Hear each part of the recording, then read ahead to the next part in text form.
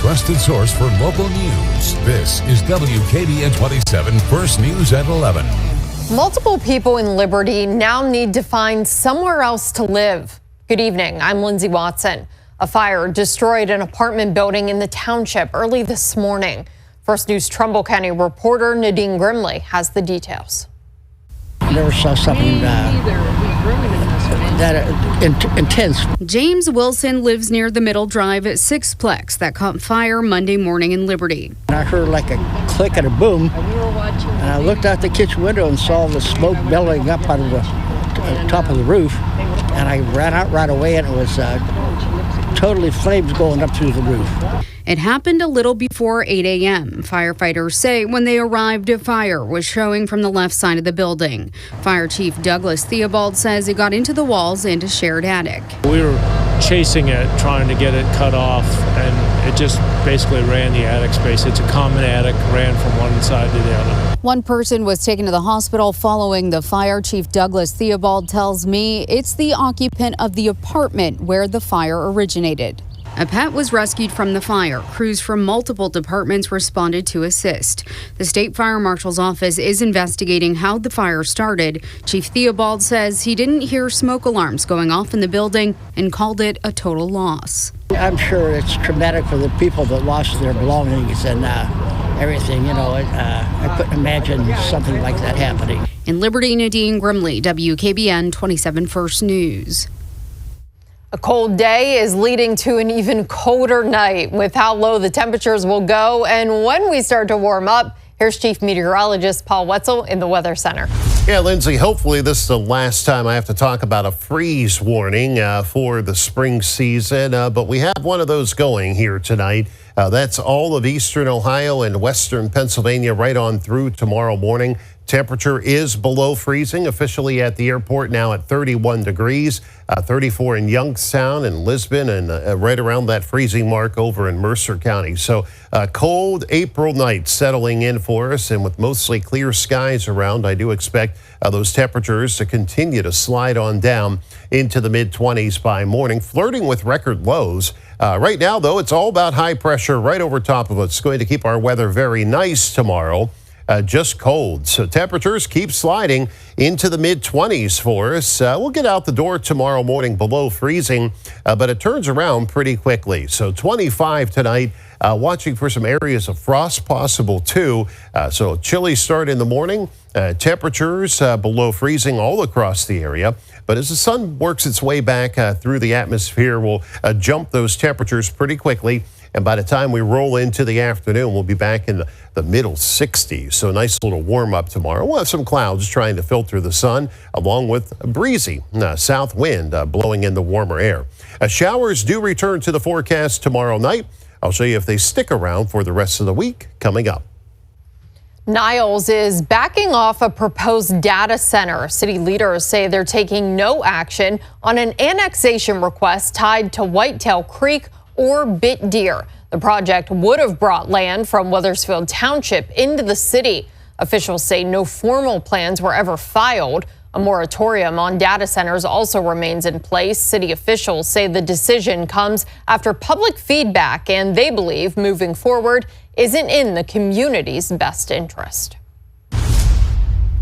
Mahoning County is getting $230,000 from the state for demolition projects. The funding comes through the Demolition and Site Revitalization Program. 6 projects are in Camel, with 1 each in Coatesville and Washingtonville. The money will be used to tear down unsafe buildings and prepare the sites for future use. You can find the full list of properties on WKBN.com. The Poland School Board making 2 big leadership decisions tonight. Assistant Principal Michael Daly has been named the district's next superintendent starting in the 2027-2028 school year. Current Superintendent Andy Tomilio will remain in the role until then. Daly has more than 20 years in the district and is the first internal hire for superintendent since 1968. We originally planned a meeting back in March to select the superintendent. We had the meeting with the community. It was found out at that meeting that, you know what, we had a discussion. We decided to repost the position and post it internal, see if we could get any applicants internally to apply. Mr. Daley applied, interviewed with the board, and we found that he would be the next best leader for the district moving forward. The board also approving Nick Blanche as the next athletic director. He's a longtime teacher and girls basketball coach and will replace Brian Banfield after nearly 2 decades. A Warren man is in jail after a deadly stabbing overnight. Nazir Buckley was arraigned this morning on a murder charge. Officers found a man with multiple stab wounds on Feederly Drive Southeast. He later died at the hospital. Investigators say a woman called 911 reporting her husband had been stabbed by her mother's boyfriend. He's still here. He's drunk and he had a knife around. He came into my room. Okay, so what did he do when he came into your room? He started talking and like my boyfriend, my husband, he was defending me. Buckley is being held without bond and is due back in court April 28th. A woman charged in connection to Friday's shooting in Warren has made her first court appearance. Brianna Nichols was arraigned on a felonious assault charge. She's being held without bond. Police say Nichols was arrested after a shooting on Highland Avenue. A man was injured and taken to the hospital. Investigators say a woman called 911 reporting she had shot her boyfriend. Nichols is due back in court Friday. An OVI checkpoint in Youngstown ends with 10 citations, including 1 for a city police officer. All drivers were stopped Friday night on the Lower West Side. Among those cited was Officer Alex Wary. He pleaded not guilty at his arraignment today. A city spokesperson says Wary has been placed on administrative duty pending an internal investigation. An inmate is recovering after a violent fight at a private prison. Officers were called to Northeast Ohio Correctional Center just before 7 p.m. Saturday. Investigators say 3 inmates were fighting and 1 was stabbed multiple times with a makeshift weapon. The victim was taken to the hospital. The weapon wasn't recovered. This marks the 21st stabbing at the facility since 2024 and the 4th this year. Ohio's primary election is just a couple weeks away. Tonight, we're talking to a couple candidates running for a congressional seat. Plus, a shift in Ohio's cannabis industry. Advocates say a new law is already reshaping what products are allowed on store shelves.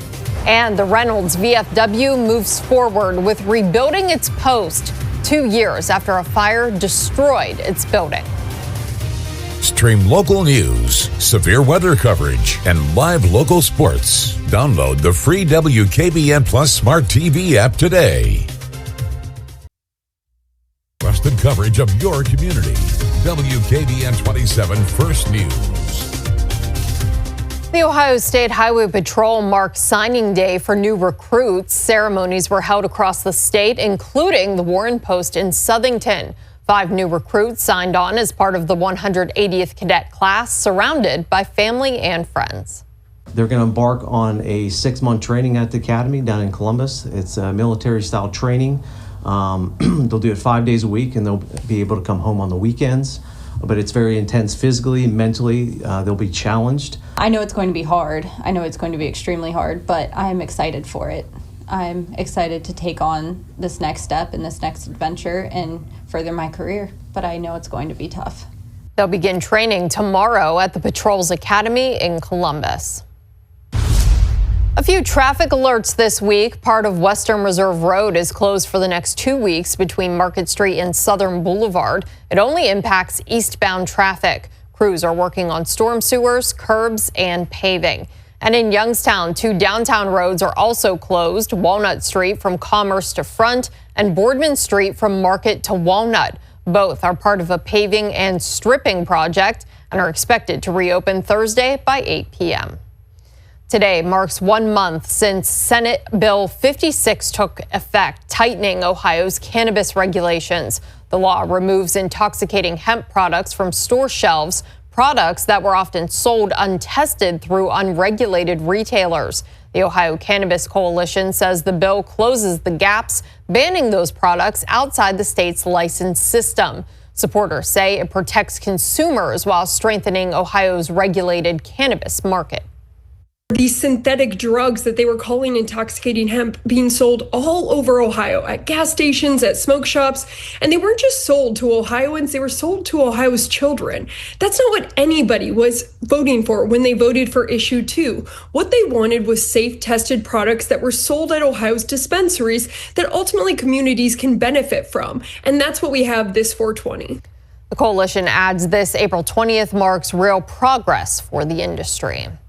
Burlington will open at the shops at Boardman Park next Friday. The store is moving into the former Joann's space. It's relocating from its previous spot in the Boardman Plaza. Burlington is an off-price retailer that sells clothing, shoes, home decor, and beauty products. After a devastating fire forced a local veterans post out, the Reynolds VFW is now one step closer to coming home. The rebuild is officially out for bid, meaning construction could begin soon. It's been a long road since that fire in February 2024. Members quickly turned the Mickey McKnight Pavilion into a temporary home, keeping events, fundraisers, and camaraderie going. Now, after 2 years of planning, the next step is here. The building itself is going to be slightly smaller, but more efficient use of space. So we're going to be right around the 7,200 square foot, but every square inch of that will be utilized to support the VFW. Leaders say the timeline depends on which contractor is selected. Dylan's House held its 4th annual Sunday Fun Day event this weekend at Penguin City. The event raised $150,000 with more than 500 people attending. I was so thrilled to serve as the MC for the 2nd year in a row. All the money will help build homes for people with autism to live independently. Construction is still underway on the first home on Judith Lane in Struthers. The Canfield Fair is always nothing but a good time, but this year they're cranking it up with Bret Michaels rocking the grandstand on Labor Day. The lineup dropped this morning, Sunday, September 6th. Big and Rich with Diamond Rio take over the stage. Then on Labor Day, Bret Michaels is rocking out with Donnie Iris and the Cruisers. Presale drops Thursday at 10 a.m. Public sales start Friday. You can grab the code right now at WKBN.com. All right, temperatures already at freezing and below. The coldest night of the week is underway. It gets better. I'll get you into the warmer side of things coming up after the break.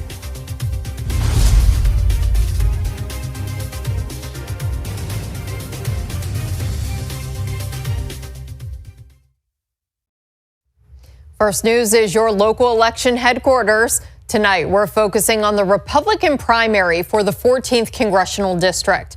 The district includes all of Trumbull County and now part of Mahoning County. Here's First News anchor Stan Boney. The Republican primary election for Ohio's 14th Congressional District is between 7-term incumbent Congressman Dave Joyce and former Trumbull County Commissioner Nikki Frenchko. I came here not as a show horse, but a workhorse. That's why you don't see me much on TV or in the news. Nikki Frenchko decided to run after Warren's Trumbull Regional Medical Center closed. I was a county commissioner. We had no help from Dave Joyce's office whatsoever. I'd like to go after those people who gutted our healthcare system. That's not making America great. Both Frenchko and Joyce support the war with Iran. As far as spending more money on the war, Frenchko was hesitant. Because this is not an America or Ohio first policy to spend money without having an end in sight. Joyce hopes the war is near the end, but did not rule out having to spend more. We're certainly not going to leave our men and women in a lurch, so we're going to spend the dollars that are necessary to finish the battle. Concerning birthright citizenship, should children born to undocumented immigrants be U.S. citizens? No, I disagree with that, and I believe that taxes our system. We're a nation of immigrants, and so I believe that we have a way to do it. We should probably work on that. Frenchko questioned Joyce's Republican record. And we should have a representative that goes to D.C.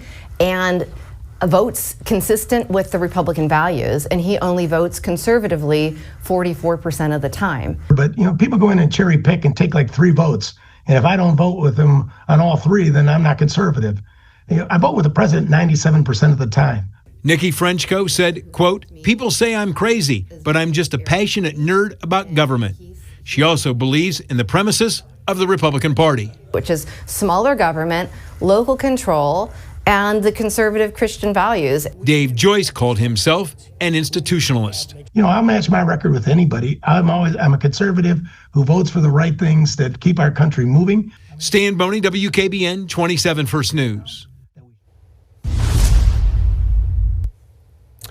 Oh, we missed a record low this morning by 5 degrees, and we are going to be flirting with yet another record low heading into tomorrow morning, and that is 23 degrees. So flirting with record lows. Very cold start expected tomorrow, but it is going to be a dry start. Already down to 32 in Cortland, below freezing over in eastern Mercer County, 33 in Salem, 35 in East Liverpool. So a cold night settling in. Going to be a cold start, of course, in the morning, but some sunshine expected tomorrow with some passing clouds and a dry day, and temperatures climbing back into the 60s by the afternoon. So we'll start to crank the temperature up a little as the week goes on. Nothing too hot. We'll be in the upper 60s on Wednesday. No more really cold nights once we get past tonight over the next 7 days, and even into the 70s, well into the 70s on into Thursday and Friday. Slightly cooler from the weekend, but not as cold as what we've just experienced here and still are heading into tonight. The warmer air already pushing its way across the country, and it will continue to blow in tomorrow. In fact, the breeze out of the south on the backside of this area of high pressure will be kicking up. So up to 20 to 25 miles per hour out of the south tomorrow. But don't worry, it's bringing the warmer air with it as it moves on in. Right now, though, not a whole lot to show you. Just a few clouds sifting through, mainly high clouds tonight. Very quiet weather night for us here at home. So looking at Future Tracker, cold temperatures, mostly clear skies, some frost around in the morning. And once we get that sun going in the morning and that south wind turning into the area as we work our way into the afternoon, it'll help kick the temperature up, already back in the 50s by lunchtime. Well, some clouds around, filtering the sun at times, but highs building well into the upper 60s. And then by tomorrow night, clouds will thicken up. In fact, there's a chance of some rain showers overnight into the start of Wednesday morning. Now, I do expect most of these to clear the area just in time for sunrise on Wednesday, and then the clouds will actually clear out too, and that'll help build our temperature up into the afternoon. Wednesday doesn't look too bad. It looks like the rain moves in through the overnight hours, and a fairly quiet week weather-wise for us. 25 tonight, mostly clear. Of course, that cold start tomorrow morning with some frosts around will change up pretty quickly into the afternoon. Around 64 by late day. Tomorrow night, that chance of showers sneaks in. And again, some spotty showers, and there's a real small chance we catch a rumble of thunder. Should wrap up by first thing Wednesday morning, and then right back in the upper 60s on Wednesday. Thursday, a warm front pushes through, and it'll bring some clouds with it. It could throw a sprinkle down. Not expecting a whole lot out of it, and there's a very small chance we catch a shower mainly later on Friday. Temperatures at 76, but rain showers do build in here Friday night. Most of those will wrap up early on Saturday, and once we shake those off for the weekend, doesn't look too bad. Highs in the mid-60s Saturday afternoon, and pretty nice weather heading into early next week. Cavs and Raptors continue their playoff series, and a look at how the Steelers are gearing up for this week's draft. Plus, Cardinal Mooney looks to remain undefeated on the season as they face rival Ursuline in baseball. Chad Krispinski's next with sports.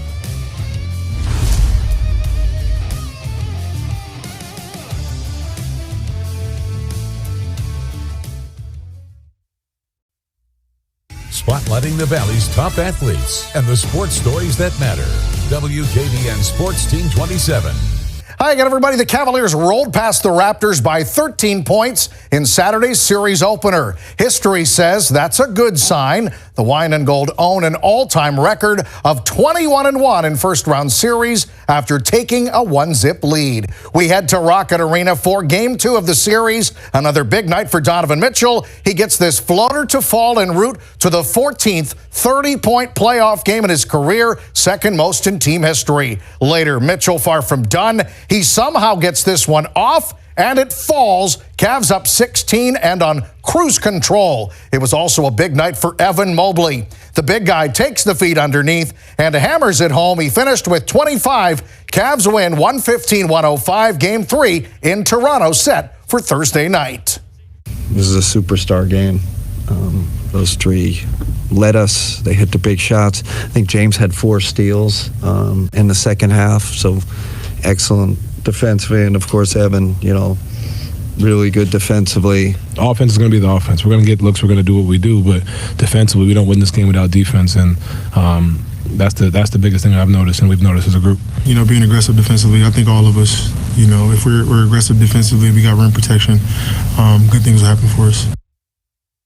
On the ice, Penguins and Flyers playing Game 2 of their series this evening. It was another rough night for Pittsburgh. 19-year-old rookie Porter Martone scored for the second straight game for Philadelphia. Garnet Hathaway added a shorthanded goal a few minutes later, with the Flyers scoring an empty netter late. Penguins fall 3-0. The Pens now trail the series 2-0. Game 3 set for Wednesday night, with the scene now shifting to Philadelphia. Guardians hosting the Astros tonight. Third inning, Guards down 2-1. George Valera with an RBI single to right. That would tie the game at 2. Fourth inning, same score. Houston's Isaac Paredes drives the Slade Ciccone pitch deep and gone to left for a solo homer. His first of the season. Astros up 3-2. Paredes wasn't done. He added another solo shot in the ninth. Guardians get beat up by a final of 9-2.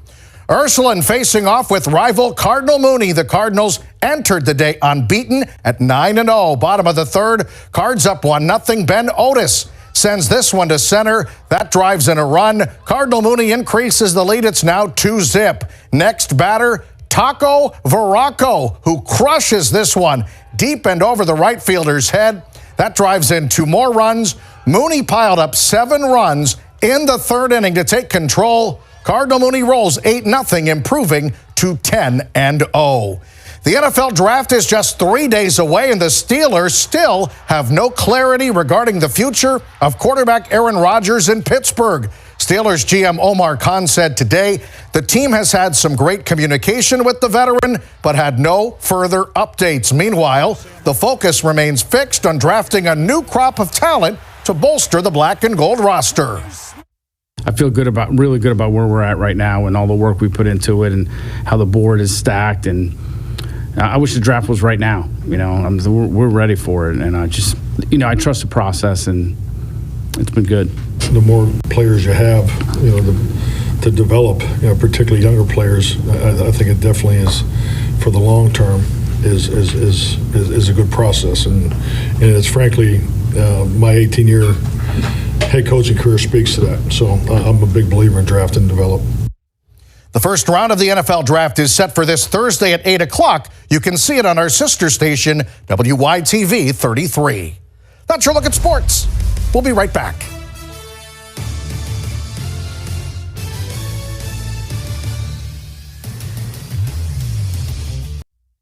Hairstyling provided by Casal's Day Spa and Salon.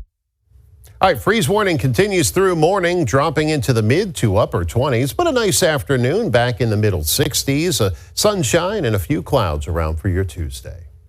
That's your news for now. Thanks for joining us. Have a great night, everyone.